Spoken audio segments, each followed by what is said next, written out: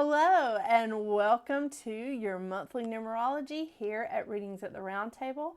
I'm Jennifer and this is your monthly numerology for November 2024. I love this. I do. I love that the numerology for November and December is always the same monthly numerology as it is in January and February of the next year. The reason why I love that is because we're sort of carrying over a little bit of the energy from the previous year, moving into a new year with a new number, because 2025 is a 9-year. Currently, 2024 is an 8-year. 44 8-year is what I say. There's some people with numerology that don't feel that way. That's fine. To each his own. But this is a 44 8-year, and moving into 2025 is a 9-year. So it is going to be the same, but a little bit different feeling of the vibration with the numbers that you have for November as in January. So, but it's carrying the same energy over so that you can kind of clear the energy, move into something new, while still bringing a little bit of the old with you. You know, making yourself comfortable, I guess I should say. So for November, we've got a few things happening, some interesting things happening astrologically. On November 1st, we start the month off with a new moon in Scorpio. New moon in Scorpio hits its peak at 8:47 a.m. on November 1st. So not only is it happening on the first day of the month, but it's also happening first thing in the morning. So I really do love this. And by the way, that is 8:47 a.m. Eastern Standard Time. That's when it hits its peak. On November 2nd, we have Mercury moving into Sagittarius. Now, this is not the worst place for Mercury, but it is certainly not its favorite place, because Mercury rules Gemini, which opposes Sagittarius. And so it's feeling a little bit uneasy because it's opposing something that it rules. However, here's the kicker. Jupiter is currently in Gemini. Guess who it rules? Sagittarius. So, and that's the more modern version of astrology. If you're looking at the traditional, it's a different ruler, but this is what we're going with. So Jupiter rules Sagittarius, Mercury rules Gemini, and they're opposing each other. So this is going to be real entertaining for a minute. That's what I'm going to go with, entertaining. On the 3rd of November, we have Mars moving into Leo. Mars does enjoy being in fire signs. I mean, it rules Aries. So Mars does enjoy being in Leo. It's a good time. On the 11th, Venus moves into Capricorn. Again, not a horrible place for Venus. Its worst place is in Virgo, and who can blame it? I mean, I have a Virgo sun. I can't blame Venus for that. But definitely, it's not a horrible place for Venus. So again, we're just still dealing with a lot of the planets are moving into places that are not the worst, but maybe not their most favorite. On the 15th, we have a full moon in Taurus. The full moon hits its peak at 4:28 p.m. Eastern Standard Time. And also on the same day, Saturn goes direct in Pisces. So that Saturn is currently in, again, not the worst place for Saturn, but certainly not its most favorite. But it's giving us a little bit of a boost on our discipline. Now that Saturn is moving direct, it's giving us just a little bit of a boost in our discipline, because going retrograde in a water sign, it's already feeling a little weird in that water sign. And now it's going retrograde. It's just like, okay, this is good. But going direct, it is going to give us that boost in our discipline that I do feel like we need. On the 19th, Pluto moves back into Aquarius. Now, I haven't looked ahead into 2025 that deeply, but I do not believe that Pluto goes retrograde into Capricorn again. I think Pluto is here stationing in Aquarius for the next 20 years. Pluto does not fully leave Aquarius until 2044. So we're in this for the long haul. Yeah, I kind of dig that. Now, on the 21st, we have the sun moving into Sagittarius. All right, Sag season. I mean, I love all those Sagittarius out there just like, oh, celebrate good times. I know, you're in it. On the 25th, we have just a little bit of a curveball, but not a huge one, because we deal with this a few times a year. Mercury goes retrograde. It's okay. We're going to be okay. We are. Just make sure you read the fine print. Make sure you double check everything. It's going to be all right. It's a few weeks out of the year. Like, what is this, the third time or the fourth time we've had Mercury retrograde this year? I know. It's not horrible, and I'm double ruled by Mercury. We can get through this. And it's after the election, so we should be clear. Hopefully. Well, the election here in the U.S., just FYI. And it's really gearing us up for this holiday season. Mercury retrograde, mix up in communication. Please double check with your guests. Please double check with everything that's going on. And please double check like prices and your money situation as we move into the holiday season. More on that in just a second. Now, at the end of the month, we're ending with 3 planets and North Node in fire. We have 3 planets and South Node in air. 2 planets in earth and 2 planets in water. So it's pretty balanced. I mean, we're in a pretty balanced situation, I feel like. More so than we have been like some parts of this year. But I'm really digging this. I feel like this is going to be a fantastic month. Now, I want to tell you about the stone that I have picked for this month. Or maybe it picked me. I don't know. But I want to talk to you about this lovely, lovely crystal stone, however you want to put it, and see what you think. Okay, so the one that I picked is sodalite. Sodalite is such a fantastic stone. I mean, look at this. Look at how gorgeous this is. And look at how many different sorts of like, I want to say like variations we have. Okay, we have some darker ones, we have some lighter ones with more of the white veining in it. I have some rough and some polished here, some smooth. This is like one of the prettiest like examples. I love this. Look at the browns and the blacks and the whites and the blues, and it predominantly is a blue stone. But wow, wow, wow, wow. The thing about this bracelet I really want to show you is, do you see like all the variations that are in this bracelet? That is fantastic examples of like all the variations that you can get in sodalite. I know. And this, I can't help it. I mean, isn't that just gorgeous? I know you can see the reflections of my lights, but isn't that just a gorgeous piece? And of course, we have like the ones that are, don't roll off. Don't roll off. Stay right there. We have the lighter ones that does have, you can still see the little bit of brown in it, but the lighter ones are still, I mean, so pretty. I even brought out a wand, you know, a wand, a heart, some polished, some of the more like rough stones. I have a lot of these.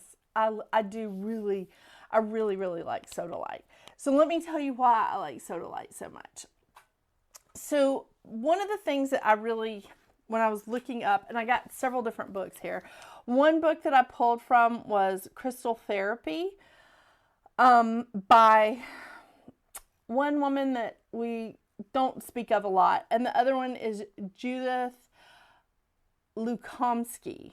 I think I'm saying that right, but Crystal Therapy. It is a fantastic book if you can get your hands on it. The definition that I really love is helps you release control issues, increases psychic awareness, and is wonderful. It is a wonderful third eye stone. Seriously, that is fantastic. And I think that releasing control issues during this time of Mercury going retrograde is going to be really important. It also helps clear electromagnetic stress. So being around like your computers or being on your phone all the time or having to use your GPS, this is a good time to like use some of this stuff. Use sodalite to help clear out some of this stuff. This is great for building self-esteem, self-acceptance, self-trust. It relieves panic attacks, phobias, guilt, mental confusion. I think that is amazing. I really do. This stone helps to stimulate the pineal and pituitary glands, and it harmonizes with the third eye and deepens meditation to understand the circumstances in which you find yourself. Again, we're entering into the holiday season, especially here in the U.S. because we have Thanksgiving before we run into Christmas.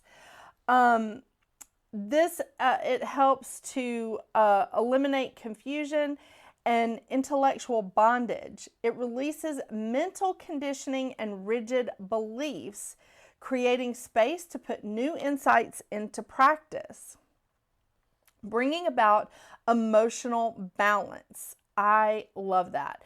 It transforms a defensive or overly sensitive personality and releasing core fears and control mechanisms and integrating the shadow qualities. It's useful for groups. It brings harmony and solidarity of purpose, stimulating trust and companionship and encouraging interdependence. Sodalite clears, again, electromagnetic pollution and can be placed on computers. I think this is such a wonderful thing. I do. I love this. I love this stone. I think it's wonderful. And this is the other book that I use, The Encyclopedia of Crystals by Judy Hall. Highly recommend this book. I have a couple of copies of this. Can't get away from it. I know. I love it. I do recommend it to everyone. The other thing that I wanted to tell you is I am going to be pulling from 2 decks of cards today. I'm going to be pulling from Moonology, the Oracle cards, and the Goddess Guidance Oracle card deck, so that we can get some advice for your individual monthly numerology. Yeah. I'm really looking forward to November. I'm really looking forward to revisiting this monthly numerology when we move into a 9-year and seeing what the difference is, what the vibration is going to be like, because with this month in particular, we have a lot of planets that are starting to move into new signs. They're going direct. They're starting to go direct. Mercury's going retrograde. It's a lot of energy, but I'm looking forward to seeing what the numerology looks like for you in January under the different vibration of a 9-year. I know. So excited. All right, stick around. Let's see what your individual numerology is for your life path. And so we can get through the last of this 8-year.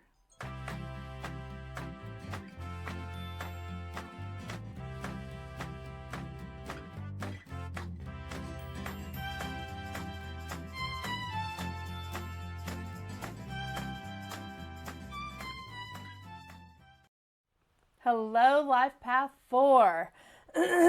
Well, I have a friend here with me now. Mercury decided to join us while we're doing your life path. So November for you, Life Path 4, is a 5-month. Now, this is really energizing. Life Path 4, I'm a Life Path 4, I'm a 22-4, same as you. So the thing is, October for us has been a month of work. It's been clearing stuff out. It's been working through like issues that we've been having, maybe with work, with family, with relationships, partnerships, anything of that nature.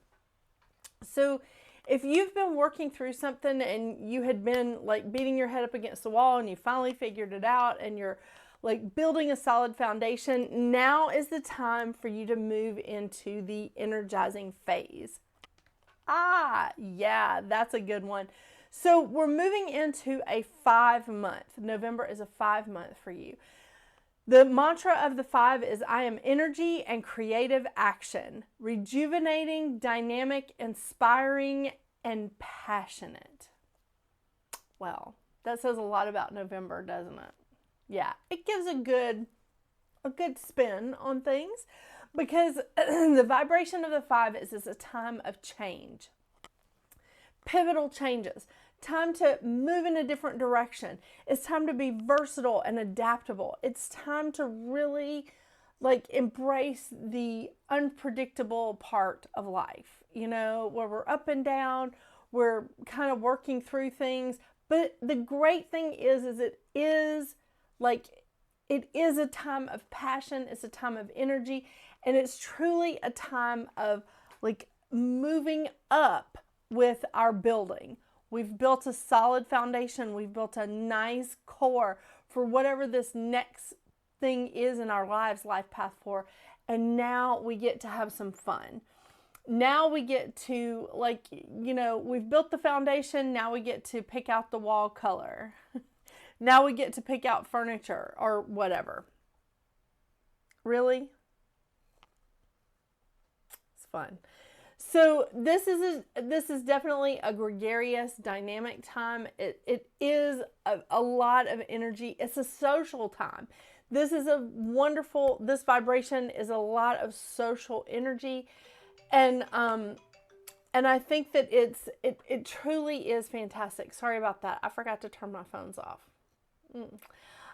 This is definitely a time for you to utilize all the skills that you have in your tool belt and show how adaptable you are and like what you're willing to work at. So you can kind of find yourself dabbling in a lot of different things, being sort of a jack of all trades here. The lesson of the 5 is to harness your energy like any successful athlete, to give you freedom to go beyond your limitations. And that is the thing about the 5, is that, do you guys have a cat? Really? I mean, do you see this? It's crazy. So the thing about the 5 is that it is a lot of energy, but we have to make sure we pace ourselves during this time. We have to make sure that we're pacing ourselves and we're not creating limitations, like we're not creating our own limitations. So some of the shadow sides of the 5 is it's difficult to harness the energy. It's difficult to pace ourselves, unable to move beyond imagined limitations. And for a life path 4, it's not hard to imagine limitations, is it? No, it's not. So the thing is, we need to make sure that we're not adding anything onto that.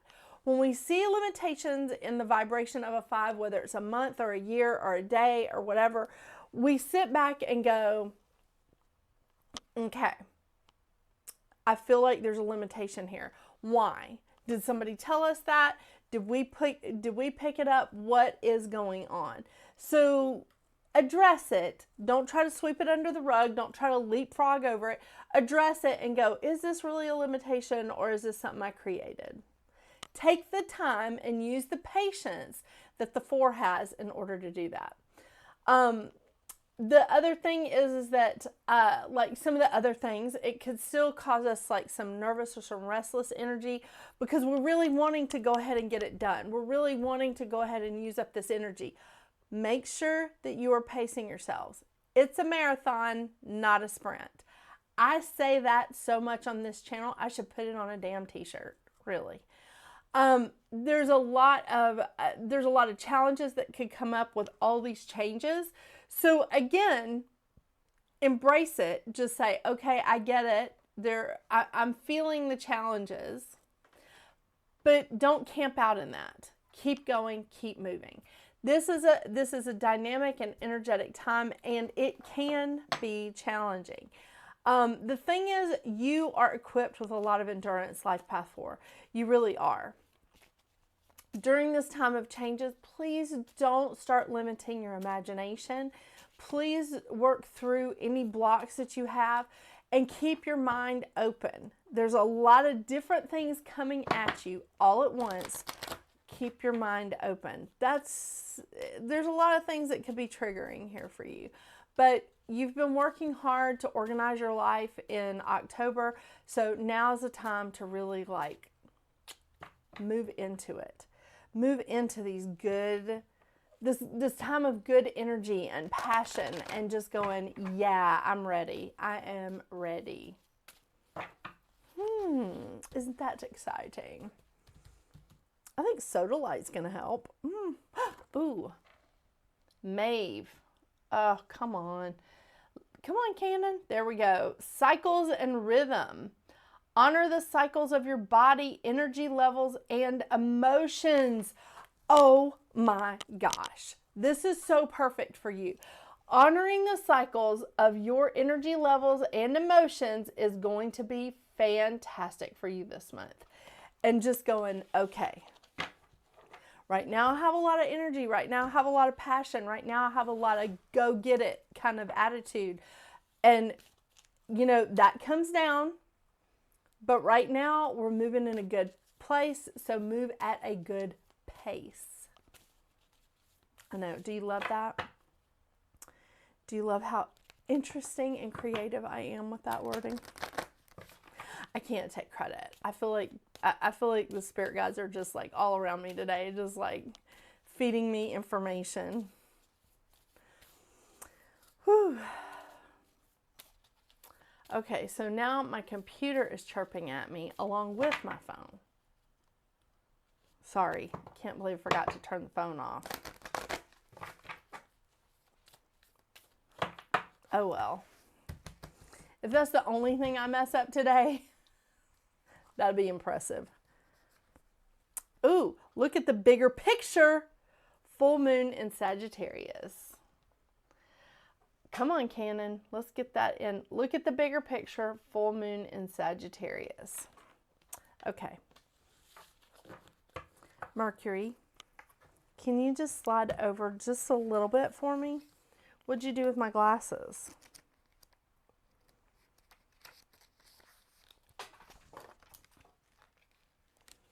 She's such a sweetheart. Okay.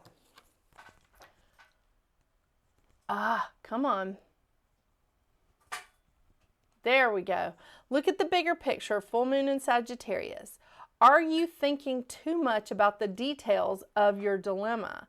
Fretting over minutiae can be counterproductive, or perhaps you're being all talk and no action. This card is a reminder that while it's good to think things through, sometimes you need to step back and look at the bigger picture. What do you see then about your current situation? What's the most positive thought you can have about it? Now is the time to count your blessings, even if you don't yet have exactly what you want. This card is also a reminder that we often have to take a few risks and go with uncertainty on this journey called life. Try to keep an open mind about what's for the best. The universe could surprise you. Take time out for a mini break or adventure. I love that. Try to keep an open mind about what's for the best. Good point. That is a really excellent point, Life Path 4. Thank you so much for joining me and Mercury today. I so appreciate your support on my channel. I so appreciate all of you that have stuck with me through my little 4-month break. I really do appreciate it. So I am looking forward to continuing this into 2025. And until we see each other again in December, get out there and make your magic. Bye. Have a great month.